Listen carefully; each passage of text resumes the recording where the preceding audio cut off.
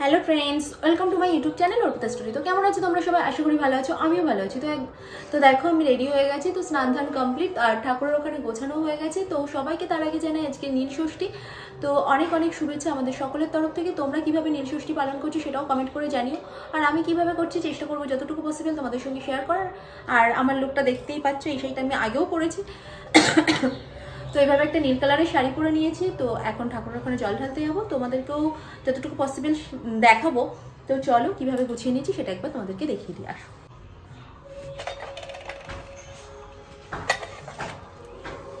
তো দেখো, এই যে আমি বাবার ওখানে যাব, সেই জন্য আমি মালা, ফুল, ফল, মিষ্টি, জল আর এখানে আছে ঘি, মধু সব নিয়ে নিয়েছি।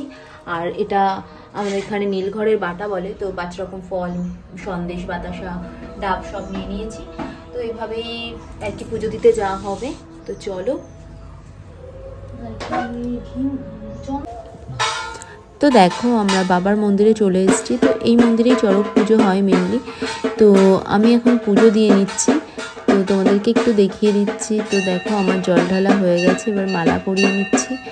তো তারপর বেলপাতা, ফুল দিয়ে, ফুল, মিষ্টি এভাবে দিয়ে আর কি পুজোটা দিয়ে নিচ্ছি, যেভাবে আর কি বাবার পুজো করা হয় মেনলি।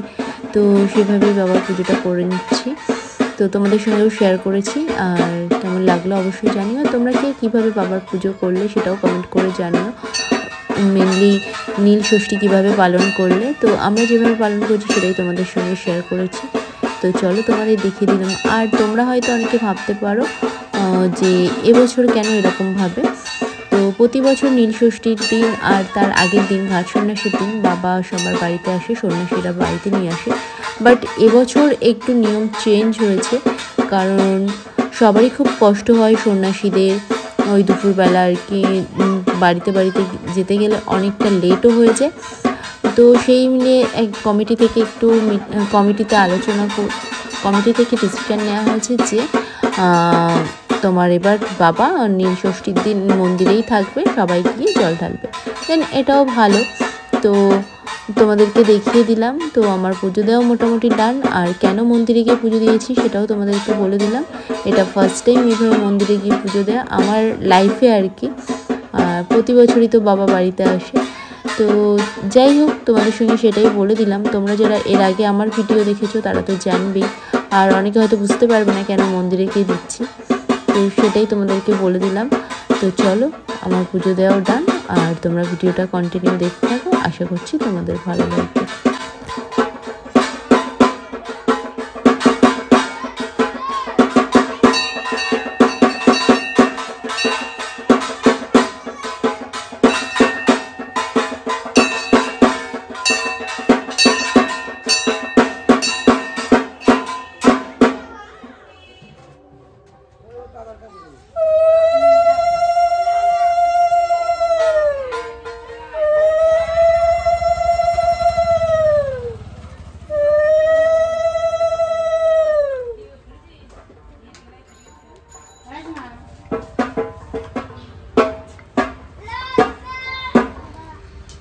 ওইটার উপরে দিতে বলেছি, বলছি ওইটাই দিলে টাকা রাখতে পারবে।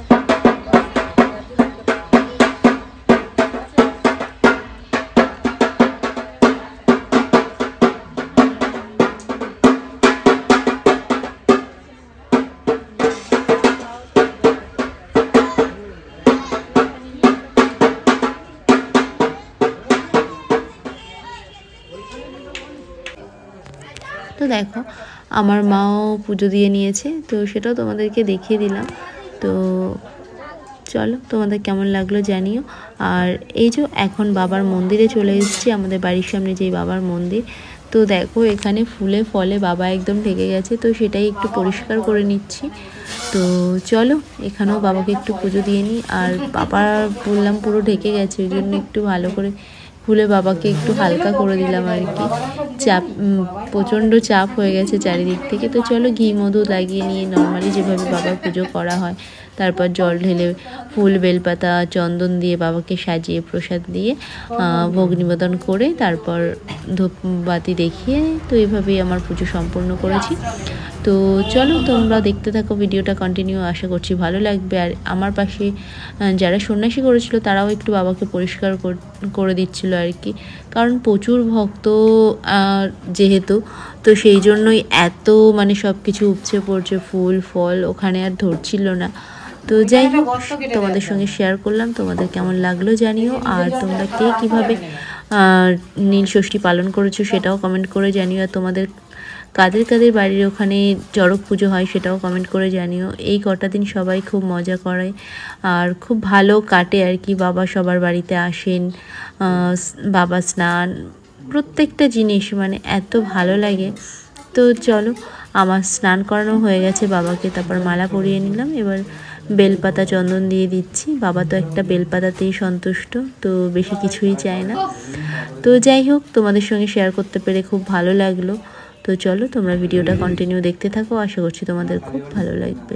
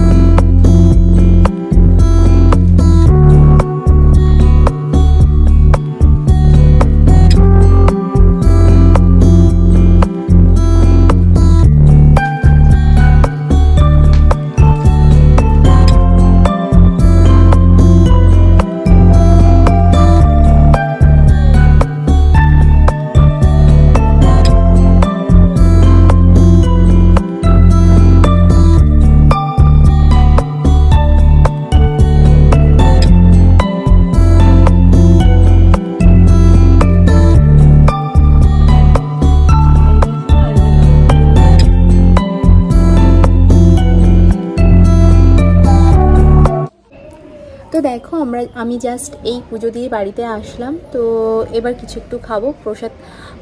তো পুজো দিয়ে জাস্ট বাড়িতে এসে একটু প্রসাদ খেয়ে এক ঢোক জল খেয়েছি। তো আমার নীলের পুজো কমপ্লিট, ঘরের ঠাকুরেরও পুজো হয়ে গেছে, আর বাবার ওখানেও স্নান করে পুজো দিয়ে এসেছি। তো এইভাবেই আমি নীল পুজো পালন করলাম। তোমরা কে কীভাবে নীল পুজো পালন করেছো তো অবশ্যই কমেন্ট করে জানিও। তো আজকে তো বাবার বার, তো আজকে বাবার দিন আর কি।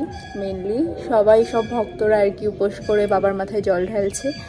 বাবা সবার মনোবাঞ্ছা পূর্ণ করুক, এটাই কাম্য। তো যাই হোক, এখন আর কি রান্না বান্নার পালা। তো আমি একটা তরকারি রান্না করব, মা একটা তরকারি রান্না করবে। তো দেন বেশি বকবক না করে তাড়াতাড়ি একটু চেঞ্জ করে রান্না বান্না শুরু করা যাক, অনেকটাই লেট হয়ে গেছে। তো দেখো আমি তরকারি রান্না বসিয়ে দিয়েছি, তো প্রায় হয়েও এসছে। তো তোমাদেরকে একটু দেখিয়ে দিচ্ছি। এই যে আলু দিয়ে, কুমড়ো দিয়ে, ডাঁটা দিয়ে একটা তরকারি হচ্ছে। তো এটা প্রায় হয়ে এসছে, আর একটু হবে। তো হয়ে যাওয়ার পর তোমাদেরকে দেখাচ্ছি। এটাই আমি রান্না করলাম, মানে করছি আর কি। তো হয়ে যাওয়ার পর তোমাদেরকে ফাইনাল লুক দেখাচ্ছি। তো দেখো সবাই বাবার মন্দিরে যাচ্ছিলো আর কি, জলেশ্বরে। তো কাঁধে বাঘ নিয়ে, সেটাই তোমাদেরকে একটু দেখালাম। তো এই দেখো আমার থালি রেডি। তো এই হচ্ছে লুচি, কুমড়ো আলু ডাঁটা দিয়ে তরকারি, যেটা তখন বানিয়েছিলাম আমি। আর এখানে আছে আলু পটলের তরকারি আর দই। এই হচ্ছে আজকে আমাদের নীল ষষ্ঠীর। এখন আমরা ডিনার করছি। তো আমি আবার তোমাদের সঙ্গে অনেকক্ষণ পর কথা বলতে চলে এসেছি। তো এখন অনেকটাই রাত, ডিনার ডান। তো তোমাদেরকে ডিনারটা তো দেখিয়েইছি।